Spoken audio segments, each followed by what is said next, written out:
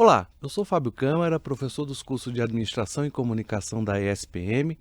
Comigo aqui o Marcelo, aluno do curso de Administração da ESPM, e somos o NinoCast, podcast do Núcleo de Inovação e Kaizen da ESPM, que é vinculado ao Centro de Gestão e Transformação de Negócios, do curso de ADM e SP. E esse é o nosso terceiro vídeo e podcast. Para ele trouxemos o Rafael Marchiotti, CEO da Direto Importação, e a Rafaela Quirino, trainee da Direto. Desde já, agradeço a presença de vocês em nosso podcast, em nosso NinoCast. Passo a palavra então para o Marcelo. Bem, por favor, Rafael e Rafaela, os Rafas, se apresentem ao nosso público. Começa? Primeiras damas. Tá. Prazer, eu sou a Rafaela Quirino. Sou ex-aluna do curso de Administração da SPM e atualmente eu trabalho como trainee na Direto Importadora e Distribuidora. Eu sou o Rafael Marchiotti. Eu tenho uma história de 20 anos aí no mercado de alimentos. Trabalhei no mercado de food service bastante tempo. Trabalhei no Minas Gerais, Rio de Janeiro, e agora estou em São Paulo há 5 anos, desenvolvendo esse trabalho na Direto. Cheguei aqui como executivo. Fui executivo de grandes empresas do segmento de alimentos, distribuição de alimentos. E há 3 anos a gente decidiu empreender, eu e mais outros sócios decidimos empreender e começar o projeto da Direto. Bem, então, Rafael, conta pra gente, de onde veio a ideia que ia criar a Direto? Quais necessidades vocês identificaram? Então, Marcelo, o grupo tem uma outra empresa, que é a Itaú Gourmet. A Itaú Gourmet é uma empresa que representa algumas marcas italianas em sua maioria, mas representa outras marcas europeias também aqui no Brasil. E o trabalho da Itaú Gourmet era proporcionar a grandes varejistas a possibilidade de importar grandes marcas aqui para o Brasil. Porém, o mercado brasileiro tem um varejo muito fragmentado. Então, você tem 56% do mercado brasileiro não consegue ou não importa nenhum produto por algum motivo. Ou porque ele não tem tamanho para importar, ou porque ele não quer ter uma estrutura para importar. E aí a gente começou a entender que pela Itaú Gourmet a gente atingia 44% do varejo brasileiro, e os outros 56% a gente não conseguia chegar. A gente precisava ter o produto no Brasil importado para vender para esses varejistas. E aí a gente começou a contar isso, né? Contar isso para as indústrias, contar isso para as indústrias de fora, né, do Brasil, as indústrias europeias, que ele tinha uma oportunidade aqui, que ele surfava em 44% do mercado, os outros 56% ele não surfava. Então a gente montou um projeto para isso, que foi a Direto, né? A gente pode falar um pouquinho mais dela, mas de ter o produto dele aqui, e de representar ele aqui no Brasil, ser a filial dele aqui no Brasil. A gente tem chamado a Direto de casa de marcas. A Direto é uma casa de marcas. A gente hospeda uma marca estrangeira que quer entrar no mercado brasileiro. Então, basicamente, essa foi a ideia. A gente está tendo bastante aderência, né? Apesar de ser uma empresa nova, com 3 anos, a gente está tendo bastante aderência dos fornecedores, dos parceiros, das indústrias de fora do Brasil aqui. Isso tem sido até motivo da gente fazer uma seleção da empresa que tem um pouco mais de fit com a gente para conseguir fazer uma boa distribuição e honrar o nome Direto. Legal. Você comentou que a empresa tem somente 3 anos, o que faz dela um negócio que nasceu na pandemia. Conta um pouco como é que abriu um negócio no meio de um período tão conturbado, tão incerto. Então, Marcelo, interessante sua pergunta, porque quando a gente idealizou o projeto da Direto, a gente idealizou em 2019, um pouquinho antes da pandemia. Então, todo o modelo de negócio, o business plan, foi desenhado com um câmbio de 4,20 era o euro na época. A gente tinha um câmbio de 4,20. E a gente desenhou o negócio, a gente foi para o mercado olhar, fizemos umas simulações de preço, né? Chega aqui a tantos reais, a gente vai conseguir vender por tanto, compartilhava isso sempre com o fornecedor, para a gente chegar no preço ideal para o mercado e ter uma boa condição de entrada no mercado. E no primeiro em 2019, eu fiz um match da Razak com a Itaú Gourmet, que foi quando surgiu a Direto, né? A Razak é uma trading, tem expertise de importação, faz muito bem o serviço de importação, ajuda a gente com a parte tributária, a parte de logística internacional, né? E a Itaú Gourmet tinha os fornecedores, que exploravam só 44% do mercado, os outros 56% não. Então, em 2019 foi o momento de fazer o match, apresentar as empresas, né? A minha carreira me levou a conhecer ambas as empresas, né? Tanto a Itaú Gourmet quanto a Razak. Então eu apresentei as empresas, contei as oportunidades que a gente tinha para ambos, e aí a gente decidiu montar direto no segundo semestre de 2019. A gente estava sentado junto no mesmo escritório para montar o negócio. Primeiro trimestre de 2020, que foi o trimestre que antecedeu a pandemia, foi a hora que a gente resolveu toda a parte legal da Direto. A abertura do CNPJ. O CNPJ da Direto é do dia 5/2 de 2020. Ou seja, um mês, 2 meses, um mês, né? A pandemia começou antes de começar a pandemia. Exato, um mês antes de começar a pandemia. Então o CNPJ saiu, a gente já estava ansioso, né? O CNPJ saia para começar a operar e etc. E logo na sequência a gente foi fazer, né, a estrutura de capital da Direto, né, colocar o capital social na empresa, contratação de armazém, fazer a primeira importação. E eu costumo dizer o seguinte: quando a pandemia chegou, o avião já estava no final da pista com o bico para cima. Eu falei, agora já não tem mais jeito, não tem mais o que fazer, aqui não dá para frear mais, a gente não tinha mais a opção, né, do que fazer, não tinha o que fazer. E a gente decidiu encarar o projeto. Óbvio que a gente aí depois foi corrigindo algumas rotas, né? A Direto nasceu, eu sou do segmento de food service, alimentação fora do lar. Então, eu tinha uma boa influência nesse mercado, conhecia bastante gente de distribuição nesse mercado. Então, na hora de preparar o portfólio inicial da Direto, eu falei bastante sobre produtos para o segmento de food service. Estou falando de atomatado em lata de 2,5 kg, que o restaurante usa para fazer molhos em grande quantidade. Estou falando de azeite em embalagem de 5 litros, né, para o grande utilizador. E aí, uma adaptação que a gente fez foi justamente no portfólio. A gente diminuiu um pouco esse portfólio, porque a gente sabia que era um momento onde os restaurantes iam ficar fechados, iam passar por um período um pouco mais complicado do que o varejo, né? E aí a gente direcionou os nossos esforços um pouco mais para o varejo. Então foi uma questão de adaptação. Com relação ao câmbio, o câmbio saindo de 4,20 para a primeira importação chegando a 5,99, a gente descolou muito do produto nacional, né? O produto importado, a gente tinha... a gente sempre fazia a conta do seguinte: o consumidor vai achar que vale a pena ou não vai achar que vale a pena, né? Comprar um produto, desembolsar um pouco mais de dinheiro por um produto importado. E essa conta era muito mais fácil com €1 a 4,20, né? Era mais palpável. O consumidor chegava na loja, via um produto por 5, o importado era 6, ele falava, vou pagar R$1 a mais. Mas aí a distância saiu estou dando um exemplo, né? Mas a distância saiu de 5 para 8. E aí a gente começou a ficar um pouco mais reticente e pensar, né, se valeria a pena. Mas o câmbio não afetou só, né, o produto acabado e o nosso setor, afetou tudo. Então tudo subiu um pouquinho também, a inflação acabou sendo acelerando um pouco no final da pandemia, e as coisas foram fluindo, né?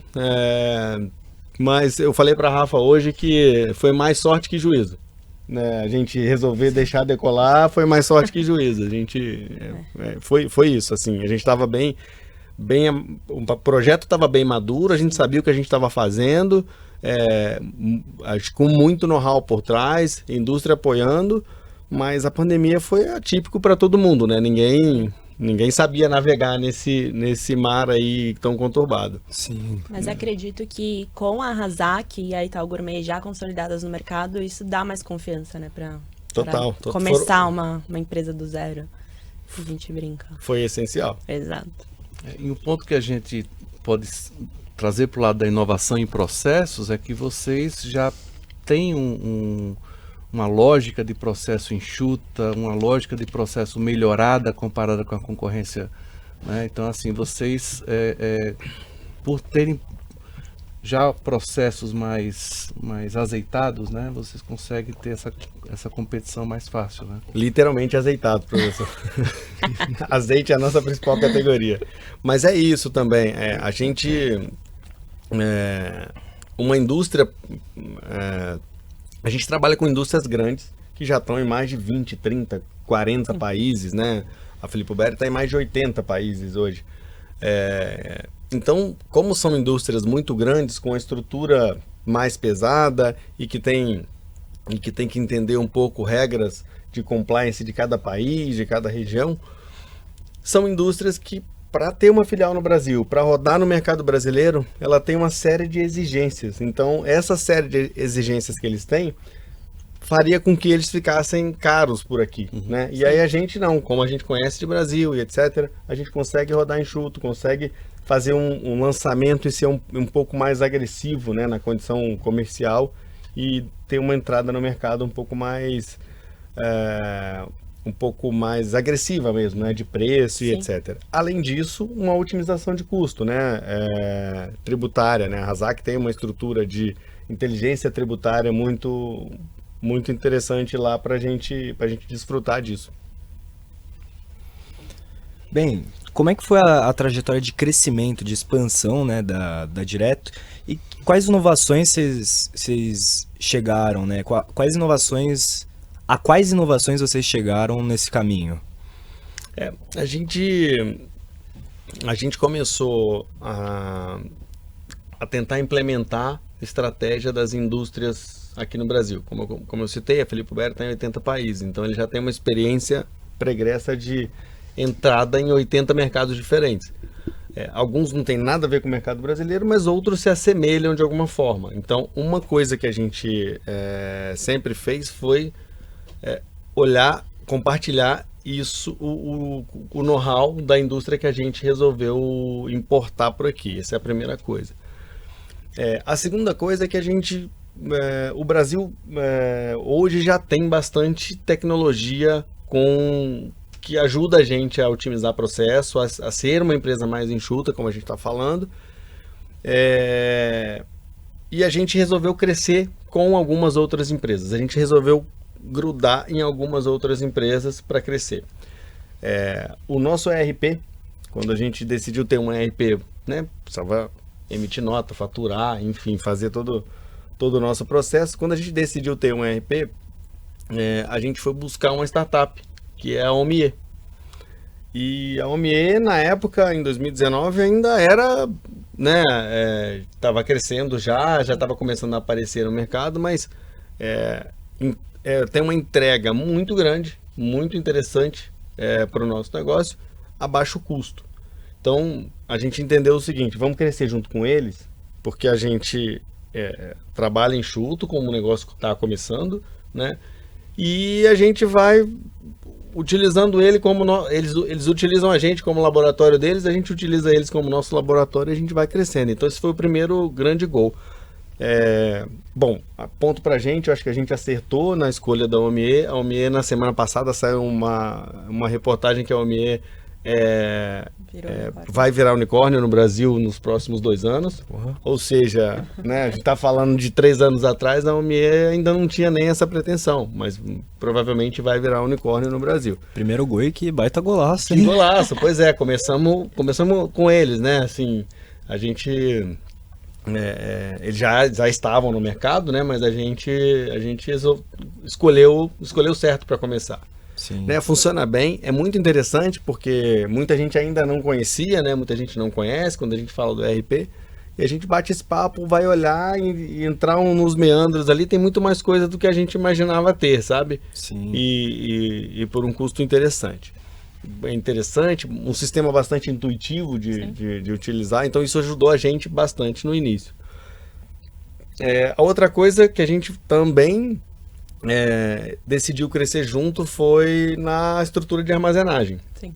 a gente tem estruturas de armazenagem no Brasil super grandes, super evoluídas e tal. E eu e o Maurício, meu sócio, a gente foi até Itajaí, que era onde nossa matriz é lá, né? A gente começou a fazer as primeiras importações por lá. Então, um outro movimento que a gente fez foi ir até Itajaí, porque a gente precisava de um armazém por lá, precisava alugar um espaço, precisava de alguém para operar esse armazém para a gente lá em Itajaí. E a gente foi com várias opções, né? Da maior e estruturas gigantescas, né? A gente foi em um operador lá em Itajaí, por exemplo, que operava para grandes indústrias e grandes importadores, para Diageo, para BMW, etc. Aí eu olhei, pensei, falei, é muito legal, é maravilhoso, mas eu estou começando um negócio e eu preciso de custo baixo e resposta rápida. Sim. Então, eu preciso, às vezes, vou precisar de exceções, eu vou precisar de coisas que talvez um armazém desse tamanho, com essa estrutura e com essa quantidade de processo não consiga me proporcionar. Então, por mais que fosse, e eles estavam fazendo um pouco de esforço para que a gente entrasse lá no armazém para trabalhar com eles. Então, por mais que o preço fosse viável, talvez o processo não fluiria da forma como a gente precisava. E eu não ia ter prioridade no meio desses gigantes todos. Então a gente foi pelo mesmo caminho da OMIE. Eu acho que foi também um caminho legal. A gente entendeu que tinha alguém que queria investir, que estava crescendo, que estava ganhando corpo e que queria investir, né? A gente também não vai no mais barato só por ser mais barato, né? Se ele estiver crescendo, se ele estiver buscando os mesmos objetivos que a gente, se tem convergência de objetivo, a gente vai. E foi exatamente isso. Pegamos, a gente hoje atua num armazém que já evoluiu, eles já trocaram de espaço, né? O operador logístico nosso em Santa Catarina já trocou de espaço, está no espaço maior. A gente provavelmente deve ser o primeiro ou segundo cliente em tamanho de armazenagem do armazém dele já nessa nova estrutura.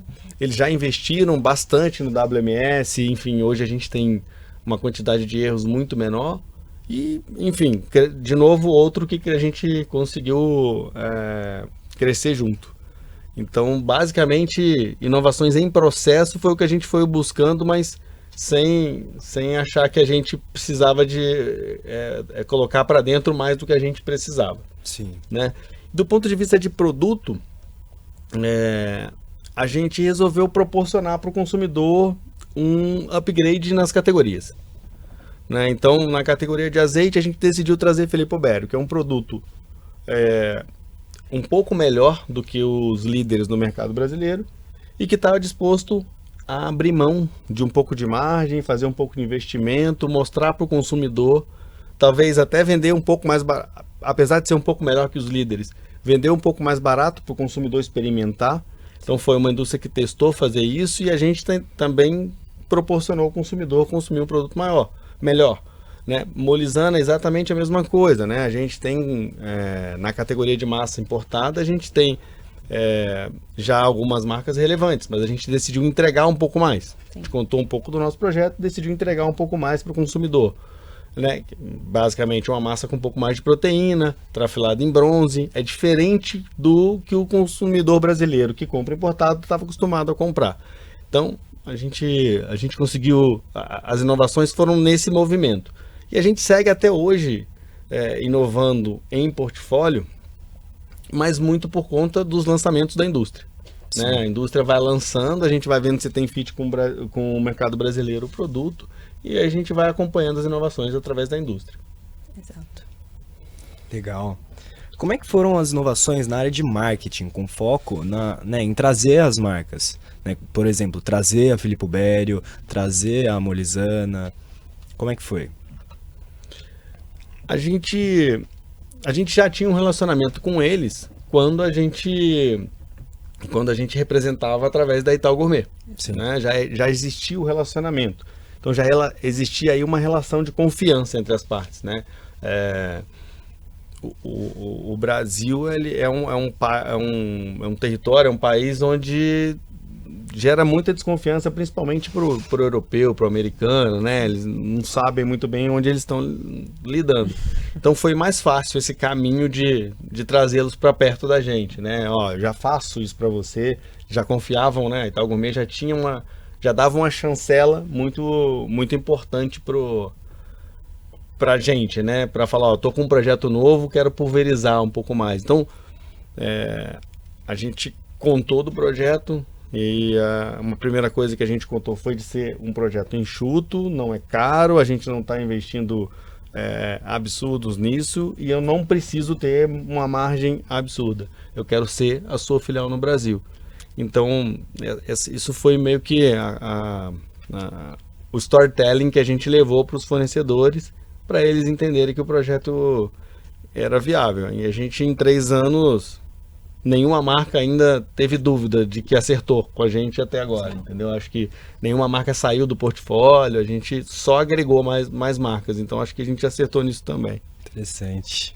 E para complementar, falando em marca, a gente até colocou alguns produtos aqui na frente para mostrar, né, que marcas que a gente trabalha, quem que a gente representa aqui no Brasil, porque a Direto é bem conhecida como a House of Brands. Então a gente tem várias marcas super exclusivas, super premiums. Então quando a gente fala de Filippo Berio, muita gente talvez não conheça por nome, mas quando vê a embalagem lembra. Então o azeite é italiano, 100% tradicional, é líder de mercado nos Estados Unidos, certo? Molizana também, é super premium, é uma marca que não é conhecida aqui no Brasil, então é uma marca que a gente vem trabalhando, principalmente essa parte de marketing, para ser conhecida, para o público começar a escolher ela na gôndola, sabe? Porque a visão do consumidor aqui no Brasil é muito fechada para aquelas que já conhecem, então a gente está tentando fazer esse movimento para conhecerem as novas marcas, para conhecerem produtos bons, qualidade boa. E o que mais? A gente tem a Kuehne também, que é uma marca alemã de molhos, picles, conservas. Dom Ravelo, que é uma marca própria da Direto. Acho que o Rafa também podia falar um pouquinho mais da Dom Ravelo para explicar o porquê que a gente tem essa marca própria. A gente tem tomate pelado, arroz arbóreo, aceto balsâmico.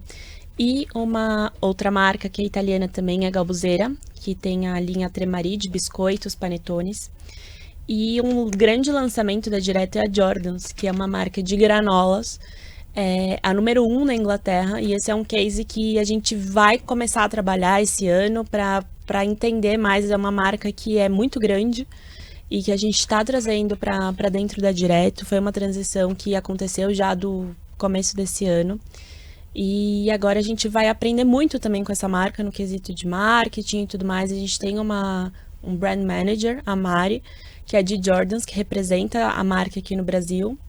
E é basicamente isso, as marcas que a gente trouxe para expor, para vocês entenderem um pouco também o que a gente sempre fala, né? A Filippo Berio, a Molizana, é legal ver. Esse aspecto da inovação, vocês estão trazendo os produtos, você tem essa lógica da Casa das Marcas, sim, essa parceria forte, né, essa aliança com esses fornecedores, aliado ao que vocês já falaram dos processos, é o grande diferencial, a inovação que acaba vocês trazendo aqui, né? Sim, e o legal é que a gente representa, por exemplo, alguém quer falar com a Molizana. Quem representa a Molizana aqui no Brasil é a gente, conversa com a gente. Jordans também, Filippo também. Isso é bem bacana, é um diferencial que a gente vê na empresa. A gente, até falando um pouco de Dom Ravelo, né? A gente trabalha com marcas consolidadas e muito conhecidas ao redor do mundo. Para que a gente criou o Dom Ravelo? Com qual objetivo, né? Se a gente aqui tá para executar a estratégia de uma marca que já está em vários países, e Dom Ravelo é uma marca nossa que está só aqui. Dom Ravelo é uma criação nossa justamente para produtos que não têm referência de marca. Então, se você não tem um líder consolidado e conhecido no mercado brasileiro, naquela marca, naquela categoria, aí que entra Dom Ravelo. A gente acha que tem um espaço, né, eu acho que seria muita pretensão da nossa parte, com 3 anos de marca, dizer que a gente quer ser o líder naquela categoria, mas tem espaço para isso. né? Você não precisa ter investimento suficiente, pesado o suficiente para desbancar um líder, porque não existe um líder, né? O mercado é pulverizado, em determinada região é um, outra determinada região é outro, e a gente pode ir trilhando um caminho de uma estratégia para se tornar líder nessas categorias onde a gente tem Dom Ravelo. Mas eu falo que nunca é muito tempo, né? Mas a gente não pretende ter um azeite Dom Ravelo, por exemplo, Exato. porque já é um mercado mais consolidado e um mercado onde o consumidor pega marcas. Então o Dom Ravelo nasceu por isso, né? A gente registrou, é uma marca da Direto, mas ela nasceu para ocupar esse espaço, essa lacuna aí. Exato. Legal. Rafaela, fala um pouco, qual que foi o papel da Razak, né? Você que veio, né, da Razak. Qual que é o papel da Razak na eficiência e na agilidade dos processos da Direto?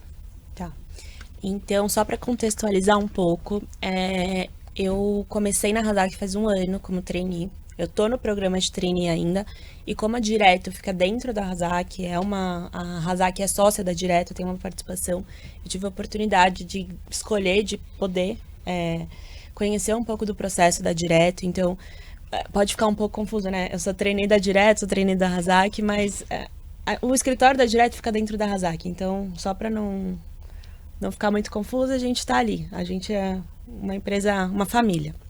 Mas enfim, sobre a Razak, como é uma empresa bem consolidada no mercado, tem mais de 10 anos de mercado, tem um excelente know-how, sabe muito de importação, tem todos os processos certinhos, auxilia muito na eficiência da Direto por conseguir fazer todo o trâmite de importação de maneira fácil, ágil, faz todo o processo assim sem problema, sem muita burocracia, sem muita dor de cabeça, então tá lá, a gente tá lá dentro, a gente coloca o pedido, já coloca na mão da Razak, a gente sabe que rapidinho chega, rapidinho entrega, e acredito que esse é o papel muito importante da empresa, né, para Direto, por ser uma empresa já consolidada, ser eficiente, e é isso. E a Razak também é uma empresa extremamente inovadora, Marcelo. Sim. Então, uma coisa que deixa a gente mais tranquilo com relação a isso é que a Razak está sempre acompanhando as evoluções do mercado, né? Então, isso ajuda acho que mais do que acompanhando, né? Eu diria que é uma empresa de vanguarda. A Razak, muitas vezes, ela puxa o mercado trazendo algumas inovações. Então, no Brasil, tributo é muito importante para o negócio. Então, assim, a Razak tem uma área de inteligência tributária para estudar os caminhos que o produto pode percorrer para ter uma economia tributária, por exemplo. Uma área de inteligência para ajudar a gente na parte logística também. Então, eu digo sempre que a Razak ela não é só um prestador de serviço, ela agrega valor ao trabalho. E não é porque a Razak é sócia da Direto, isso acontece também nos clientes da Razak, da qual a Razak não é sócia, né? E até antes da Direto, você chegou a trabalhar com a Razak, então você teve a outra experiência também, né? É verdade, né? Na experiência que eu fui executivo, eu conheci a Razak assim, né? Exato. Eu busquei alguém para me ajudar a importar e a experiência foi positiva. E foi por isso que depois eu lembrei de voltar lá e agora a gente se tornou sócio. Exato. Pô, vamos olhar agora, né? A gente falou bastante da história da Direto, né? Falamos bastante olhando para trás e para o presente, mas vamos olhar agora um pouco para frente. O que vocês veem para o futuro? O que vocês veem de desafios pela frente? Existe um movimento de consolidação de tudo que a gente está fazendo, né, Marcelo? Esse movimento, eu acho que é um movimento mais complicado, vamos dizer assim, né? Mas é prazeroso a gente ter esse friozinho na barriga em saber que isso tá acontecendo, né? E vai acontecer no médio prazo. Sim. Bom, um grande desafio de consolidação é que quando a gente começa, né, um trabalho como esse, a gente está começando em categorias, às vezes muito importantes, como é a categoria de azeite, às vezes medianamente importantes, e a gente começa a ganhar espaço no mercado, né? Você começa a ganhar espaço, você começa a incomodar o mercado, você começa a incomodar o líder, as pessoas começam, as outras marcas, as outras empresas começam a te olhar e começam... Enquanto você não é um concorrente, enquanto você tem um market share muito pequeno, tá tudo bem, deixa aí, tá tudo certo. Começou a incomodar, você vai começar a ter essas barreiras. Então esse é o primeiro grande desafio que a gente vê pela frente, né? À medida que a gente vai crescendo, Filippo Bery, por exemplo, como é uma grande empresa e atua numa grande categoria, a gente acelera um pouco mais, né? A gente tem investimento da Filippo Bery para acelerar um pouco mais rápido. Então, a gente já vai, acho que ainda não, mas a gente já vai começar a chamar a atenção dos líderes desse mercado. O outro é contar para o consumidor. Acho que é muito legal a gente falar que a gente trabalha com tomate pelado italiano, né? Do Dom Avelo é um tomate pelado italiano. Mas eu preciso contar para o consumidor. Tem uma série de atributos que o consumidor não reconhece. Então, um tomate em lata para ele, para o consumidor, um tomate em lata são todos iguais. E não são Sim. todos iguais, né? E aí tem muita criatividade por aí de vários outros importadores. Então, tem gente fazendo tomate em lata, mas um produto argentino. E aí o consumidor não sabe. Então, eu preciso comunicar que o meu é italiano, Sim. que é um produto de melhor qualidade. O azeite idem, né? Preciso contar um pouco do blend, como que se faz azeite, contar um pouco para o consumidor. Jordans idem, né? A gente tem aveia na formulação, esse é um produto 100% aveia. As granolas brasileiras, eu não sei afirmar se todas, mas a grande maioria não são granolas 100% aveia. Levam milho também para poder baratear o custo da matéria-prima. Molizana, a gente está falando de massa trafilada em bronze, que ajuda a penetrar melhor o molho na massa e ficar um produto final melhor. E estamos falando de massa de trigo duro, um premium. Com alto teor de proteína também, que não faz desmanchar a massa, né? Exatamente. Mas e agora, né? O desafio, né? Você perguntou do desafio. O desafio é como que eu conto isso para o consumidor? Como que eu conto isso num país do tamanho do Brasil, com 200 milhões de brasileiros, e que não conhece, não sabe disso, e que eu também não tenho a pretensão de... Os investimentos em marketing no Brasil são muito altos, né? Dá um exemplo para vocês. A Filippo Bery patrocinou o MasterChef Itália. E aí o CEO da Filippo Bery falou: por que a gente não patrocina o MasterChef Brasil? E a gente foi olhar, vamos lá olhar então, para patrocinar o MasterChef Brasil. Era 10 vezes mais caro do que o MasterChef Itália. Ou seja, eles têm muito mais expressão lá, tem muito mais volume de venda lá, e era 10 vezes mais caro do que o MasterChef Itália. Então, a gente não consegue ainda, mesmo com empresas com muito investimento como o Filippo Bery, a gente ainda não consegue fazer uma comunicação de massa muito grande. Então, um grande desafio nosso é ir comunicando, né? Sim. E aí, Rafa, você quer contar um pouco das ações, do que a gente está fazendo, das fases que a gente está... Então, como o Rafa comentou, é complicado, né, a gente ser o escolhido pelo consumidor sem com que ele conheça, que você já tenha aprovado, só vendo assim na gôndola e falar, vou escolher a Molizana. Então, a primeira ação, o primeiro ponto que a gente começou a implementar esse ano, foram as ações de degustações. A gente está num projeto piloto, a gente está no começo, tá um baby steps, mas tá dando muito certo porque o pessoal não conhece. O pessoal conhece só os líderes de mercado. E é importante eles conhecerem as outras marcas, as qualidades das outras marcas. E quando eles provam, eles veem a qualidade, eles veem que é diferente, que é diferenciado. E essas ações de degustações foi o start de tudo, né?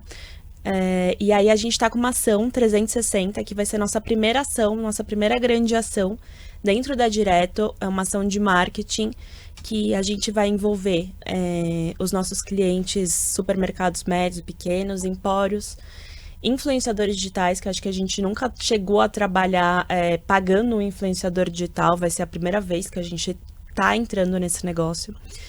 A gente vai também atuar com restaurantes para para uma determinada data comemorativa, a gente vai trazer no Dia dos Namorados uma massa da Molizana, que chama Higakori.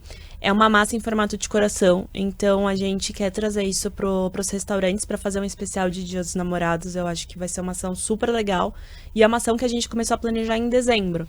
Então a gente tem um tempo, que começou a conversar sobre esses novos projetos de marketing, que é importante, né? Querendo ou não, a gente tem grandes marcas dentro da casa e a gente precisa, não precisa investir tanto, mas a gente precisa tomar algumas atitudes, algumas ações para que comece a girar e com que as pessoas escolham a gente no ponto de gôndola, comecem a reparar mais na gente. E outra coisa que é muito legal que a gente vê e que a gente faz muito, como eu comentei, a Direto fica dentro do escritório da Hazak. Então, dentro da Hazak, muitos funcionários conhecem nossas marcas, consomem nossas marcas e se apropriam, entre aspas, das nossas marcas de assim... Tem uma menina lá no escritório, a Isa, que toda a família dela conhece o azeite Filippo Berio como o azeite da Isa. Então, assim, ela fala para todo mundo do azeite, fala para todo mundo da massa, e aí todo mundo do ciclo dela que conhece e vê, fala, olha o azeite da Isa, olha a massa da Isa. Isso é muito legal, isso é uma coisa que a gente vê tornando mais frequente no nosso ciclo, tanto no escritório, como em amizades, como em parentescos, e isso é um marketing orgânico, né? Querendo ou não, é um boca a boca que ainda é muito eficiente.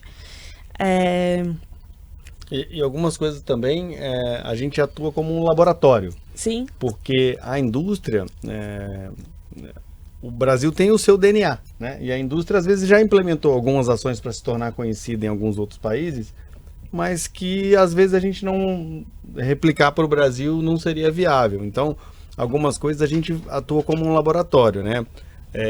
A gente nunca tinha feito uma degustação de massa no ponto de venda. Sim. Porque massa precisa do ponto certo, ela não pode estar muito mole, não pode ter passado daquele cozimento, precisa estar quentinha para servir pro consumidor. Exato. Então, quando a Rafa começou com a gente, ela falou, por que a gente não faz isso? Por que a gente não degusta, né? E aí eu falei, vai lá, mãos à obra, fica à vontade.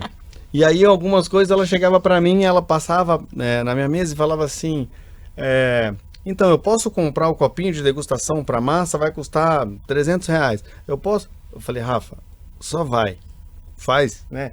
E aí um tempo depois ela postou alguma coisa que eu fiquei muito feliz de ler. Ela escreveu assim, acho que ela não lembro, eu não falei isso para ela ainda, mas que eu fiquei muito feliz de ler, que ela falou, aqui eu tenho liberdade de trabalhar, eu tenho liberdade de fazer as coisas aqui dentro.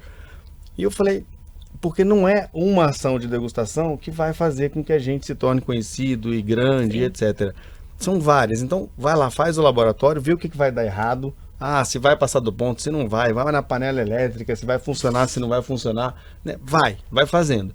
E a gente montou um laboratório, né? Então a gente tinha um balcão de degustação no ponto de venda, a gente tinha uma panela elétrica e falei, Rafa, faz do seu jeito, se permite errar, né?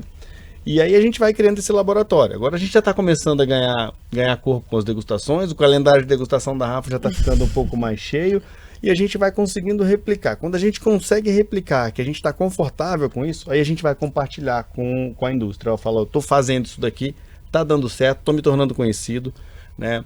Conversei com a Rafa da gente começar a mensurar um pouco dessas ações. Eu falo, tal ponto de venda vendia 100, agora depois da degustação passou a vender 200, e aí a gente quantificar e entender se o ROI do projeto, se está fazendo sentido ou não.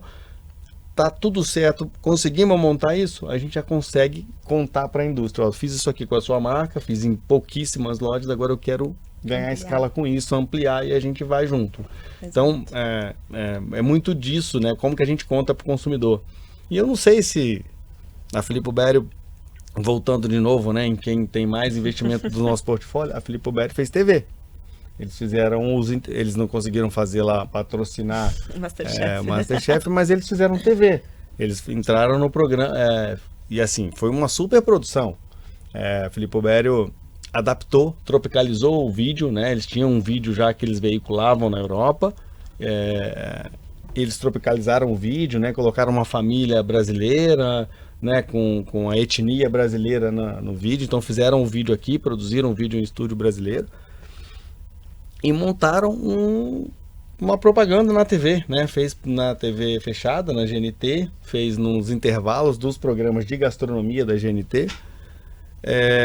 Mas a gente tem um pouco de dúvida se um dia a gente vai ter a necessidade de fazer TV, né? Com o atual, né? Hoje... O atual cenário, né? Exatamente. Hoje eu vejo influenciadores digitais com 6 milhões de seguidores, 10 milhões de seguidores, e que eu nunca ouvi falar, né? Às vezes as pessoas falam pra mim, já acessa o Instagram do fulano. Eu vou lá, acesso o Instagram do fulano tem 7 milhões de seguidores, eu nunca ouvi falar. Então, eu não sei se talvez esse seja o caminho, Sim.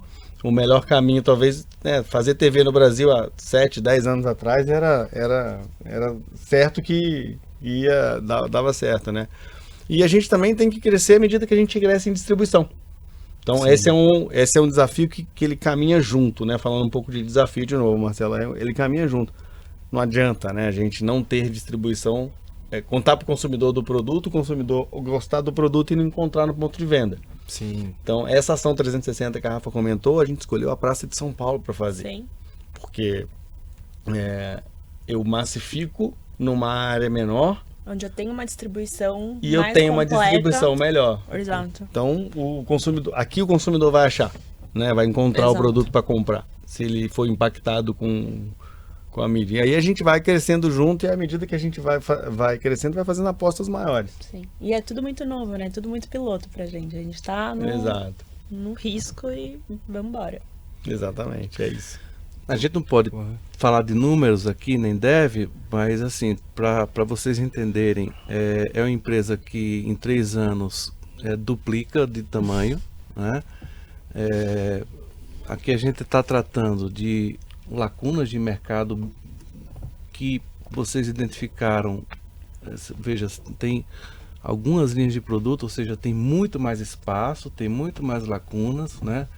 Uma lógica empreendedora de pensar de modo casado a parte de processos com a parte de produto, de mercado, né? Esse casamento, muitas vezes a gente fica pensando das grandes inovações, mas não nos damos conta das pequenas, né? Sim. Das inovações incrementais, né? De você trazer um produto que ninguém conhece ou pouca gente consome, que é líder no Reino Unido, Sim. né? Então vocês conseguem trazer isso de uma forma, não é necessariamente aí para ouvintes, né? Não é necessariamente a baixo preço, né? Mas é trazer da forma como vocês trazem, com parceria, com match, né? Com Sim. fornecedor. Então, tudo isso aí é a fórmula de sucesso, né? E bem mais, né? Provavelmente daqui a um ano a gente vai estar com mais produtos. E mais conhecido no mercado também, né? Com os nossos produtos. A gente tem uma preocupação não só de trazer mais produtos, mas também de consolidar os que a gente vem trazendo, né? Assim, a gente não traz por trazer, né? Se a gente não tiver um bem maior, um projeto por trás, a gente não traz por trazer. E a outra coisa é o passo a passo, né? Às vezes aparece um produto interessante, uma indústria que queira investir, que queira trazer know-how pra gente, mas eu tô lançando um produto, como a gente está fazendo com a granola. Então, tô começando, né? Então, se eu não consigo dar a devida atenção e não consigo dar o devido foco, a gente fala, espera um pouquinho, daqui a pouco a gente vem e traz isso. Então, a gente aprende com os erros e eu falo que assim, a gente tem que errar barato. Né? Se a gente erra barato, tá tudo bem, porque aí a gente corrige a rota, não compromete a empresa e vamos. Por isso que eu falei a Rafa teve toda a liberdade para fazer, para ganhar corpo e é isso. Errar barato a gente pode errar bastante vezes. Exato. A lógica do pensamento enxuto, né? Exatamente. Já tiveram Sim. vários produtos que vocês testaram e não colocaram, né? Sim. Sempre vem indústria querer trazer e a gente tem que estudar para ver o que realmente é bom, o que realmente vai agregar valor pra gente. A gente não pode pegar por pegar e quanto mais marcas, melhor. Não, a gente tem que ter marcas exclusivas determinadas e cuidar com carinho. Pegar para cuidar e vender. O objetivo aqui é vender. A gente quer vender e é isso. Um dos pilares, né, é um dos mandamentos, assim, do pensamento enxuto, né, você acertar menor, você errar menor para você acertar, né, lá na frente. Sim. O maior. É a coisa de você ir validando e testando pra pegar e fazer direito quando for pra fazer de verdade, fazer o grande, fazer o caro. Sim. Por isso que quando a Rafa fez a ponte, me convidou para vir até aqui, eu achei super interessante, porque essa validação, Marcelo, ela não é só na nossa tentativa e erro e etc. Essa validação passa por gente que não está inserida no negócio, né? Eu tenho 20 anos de mercado de varejo, então tem uma série de coisas que na minha cabeça não dão certo, mas talvez elas não davam certo há 20 anos atrás, há 15, 12 anos atrás. Talvez hoje ela dê certo e talvez alguém tenha um insight mais interessante. Então, compartilhar, falar do nosso projeto para mais gente, pra gente é sempre muito positivo, né? Ouvir sugestão, escutar o que as pessoas têm a dizer, a impressão das pessoas. Às vezes eu acho que o meu produto é bom, é maravilhoso, mas não está bem adaptado ao gosto do brasileiro, né? Então... tem uma série de coisas que a gente quer ouvir, né? Quer compartilhar. Quanto mais a gente falar, eu acho que mais insights positivos a gente vai ter para esse projeto. Com certeza. Exato. Eu tô doido pra provar. Já vai levar o kit, o Marcelo. Muito obrigado. Fazer uma comidinha, mas aí você posta, hein? Posto e marca direto. Exato, tem que postar e marcar direto. E exatamente. as indústrias. Pode deixar. Muito bom. Muito obrigado, Rafaela, por nos trazer esses casos da Direto e da Razak, falar sobre inovação em marketing, bem como em processo de importação e comercialização. Vocês fazem bem essa ponte, falaram aqui com exemplos, com casos, oportunidades, empreendedorismo, pensamento enxuto na veia, né? Sim. Testagem, validação a baixo custo. Então, muito obrigado por trazer e nos passar, né? Em nome do Nino, da escola, né? Agradeço. Obrigado a você que nos assistiu até aqui. Dê um like no nosso canal, compartilhe nas suas redes, nos siga no nosso Instagram, nino.kaizen. Muito obrigado e até a próxima, até o próximo. Obrigado. Obrigada, gente. Obrigado. Posso encerrar? Estão chamando aquela câmera ali, ó. Pode dar um zoom em mim. Boa noite. Aí não vou Ó, Molizana, comprem. Filipe Bério, comprem. Obrigado, gente. Boa noite. Obrigado. Obrigado.